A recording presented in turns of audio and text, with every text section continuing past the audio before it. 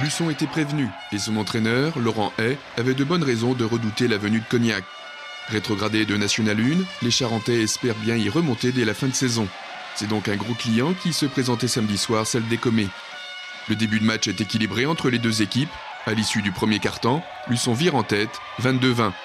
Pas pour longtemps, Cognac décide alors d'accélérer, joue plus juste et pousse à la faute son adversaire. Luçon souffre et laisse filer quelques points précieux. À la mi-temps, Cognac mène de 8 points, 44-36. C'est très serré, on voit des équipes qui sont fortement engagées, ça triche pas, vraiment là il y a de toute façon de l'envie et un enjeu derrière assez important quand même.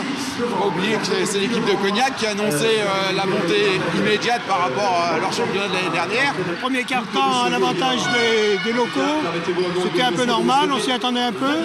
Et après Cognac a fait la différence, maintenant c'est que la mi-temps. Attendons la deuxième période pour voir. Mais je crois fort en Cognac quand même.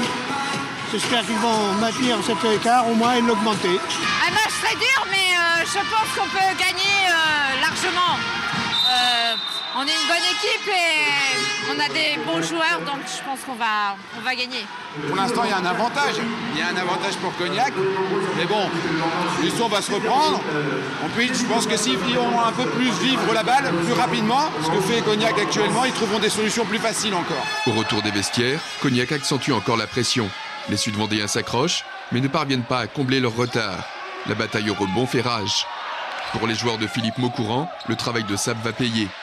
Le dernier quart-temps sera à sens unique, des Charentais en démonstration, déconcertant d'adresse et de facilité. En face, Luçon accuse le coup et rend les armes. Score final, 65-85.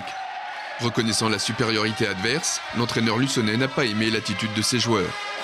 Moi j'ai senti à la fin du troisième quart-temps, je ne sentais pas mon équipe capable d'essayer d'aller au bout, d'y croire en tous les cas. Et ça j'aimerais même si on est moins fort qu'eux, j'aurais aimé qu'on y croie beaucoup plus longtemps que ça et que quand on est dans la difficulté, il faut qu'on aille chercher ça. Il y a une attitude un peu collective, de groupe mental qui n'est pas suffisante ce soir. Donc c'est là où on mettra le doigt cette semaine dessus et puis en espérant que le secteur intérieur va retrouver la santé le plus vite possible. Luçon devra donc réagir dès samedi prochain à Saint-Médard, montrer un autre visage, resserrer les rangs pour effacer la contre-performance de ce week-end.